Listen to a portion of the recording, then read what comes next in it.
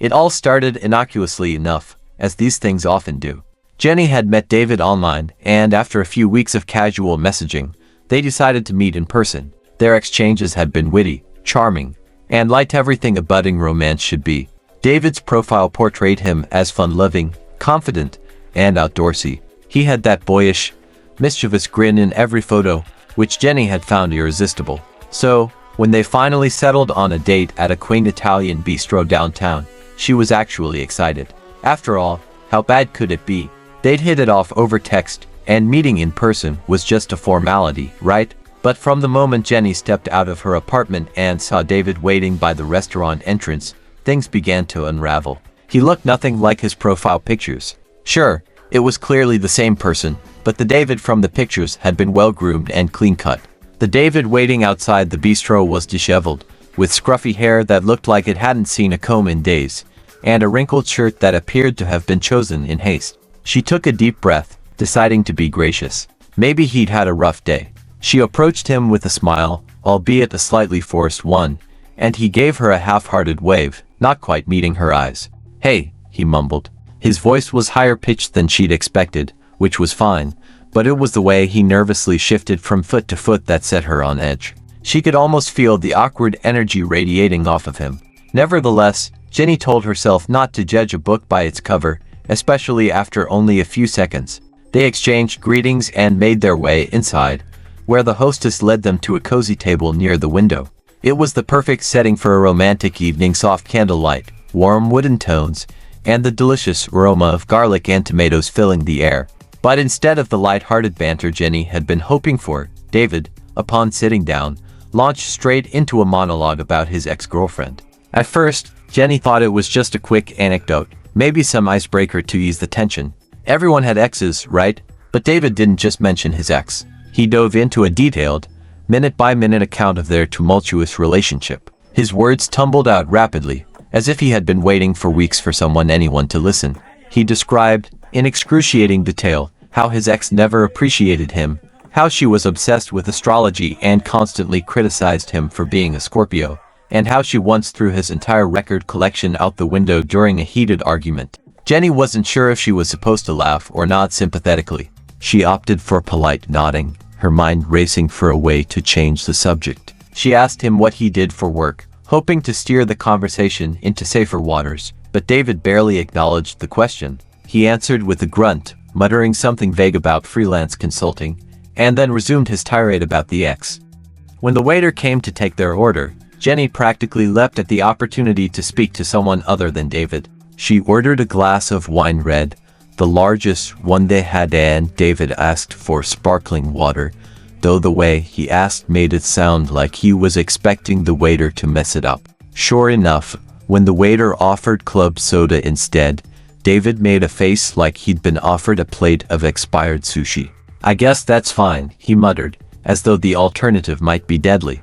The waiter nodded politely, and Jenny mouthed an apology behind David's back. Once the waiter left, Jenny took a deep breath, hoping the worst was behind them, but as soon as they were alone again, David picked up right where he left off, this time explaining, in great detail, the text messages his ex had sent him in their final days. Jenny's eyes glazed over as she fought the urge to scream.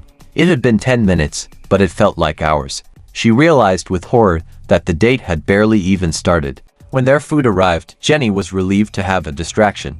She had ordered lasagna, which looked delicious, golden and cheesy, the sauce bubbling just under the surface. David, on the other hand, had ordered something more exotic: squid ink pasta.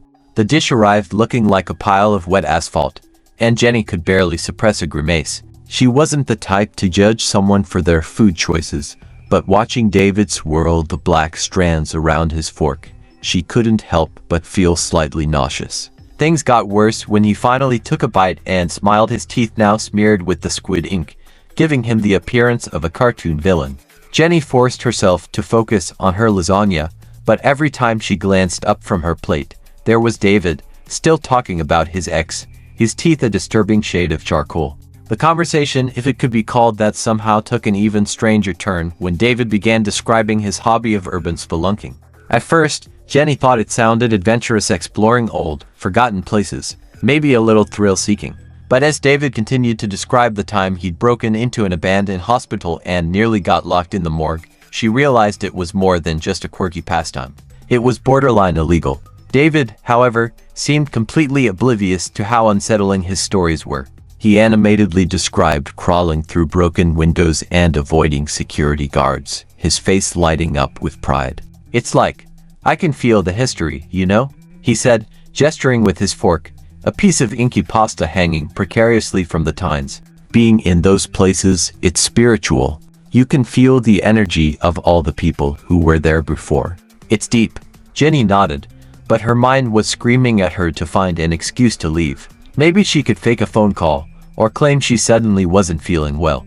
But then David, who had been on a roll about abandoned factories, abruptly switched gears. "So, what's your sign?" he asked, leaning forward as if the question were deeply profound. Jenny blinked. "My sign," she repeated, hoping she had misheard. But no, David was serious. "Yeah, astrology," he said, a grin spreading across his ink-stained face. "I'm a Scorpio. I'm really intense, passionate, mysterious. You know, classic Scorpio." Jenny didn't know what to say. She wasn't into astrology at all, and the last thing she wanted was to be psychoanalyzed based on her star sign. Still, she decided to go with the truth. "I'm a Taurus," she said, hoping that would be the end of it. But David's eyes lit up. "Oh, a Taurus. That makes so much sense. Taurus energy is strong. You're probably super stubborn, right? But, like, in a cute way." He winked, and Jenny felt her soul slowly detach from her body. She reached for her wine, downing the rest in a single gulp. As the date dragged on, David's quirks became increasingly unbearable. He was, it turned out, a serious collector of action figures, though not the kind of fun, nostalgic collection you might display on a shelf. No, David kept his figures in a glass display case in his living room, each one still in its original packaging. "They lose value if you take them out," he explained, as though Jenny had asked. He then went on to describe his favorite figure, a limited edition model of a character from some obscure comic series Jenny had never heard of. She tried to feign interest, but it was becoming more difficult by the minute. As if that weren't enough, David casually mentioned that he was in between jobs, which, as Jenny pressed for details, turned out to mean he hadn't worked in 6 months. His last job, consulting, though when she asked what kind, he vaguely explained that he'd been offering business advice to local coffee shops, advice, it seemed, they hadn't asked for. Jenny could hardly believe what she was hearing. By the time dessert arrived, Jenny was beyond exhausted. She had ordered tiramisu in a last-ditch effort to salvage some enjoyment from the evening, but David waved it off, claiming he didn't eat sweets because sugar is poison for your brain. He said this while sipping his third glass of sparkling water, his lips still faintly stained from the squid ink. Jenny ate her dessert in silence, praying the night would end soon. David, meanwhile, launched into a new topic: how he was thinking of getting a pet lizard. "They're really low maintenance, but they have a lot of personality if you know how to bond with them," he said earnestly. Jenny nodded, too tired to even respond. She checked her watch. An hour and a half had passed, though it felt like a lifetime. Finally, mercifully, the check arrived. Jenny reached for her purse, ready to make a quick exit, but David hesitated. He gave her a look that was equal parts expectant and pleading. "So, you don't mind splitting this, right?" he asked, as if it were the most reasonable thing in the world. Jenny stared at him, momentarily stunned. After everything, the endless ranting, the urban spelunking tales, the squid ink teeth, he wanted her to split the bill. She swallowed her frustration, threw some cash on the table, and resisted the urge to bolt for the door.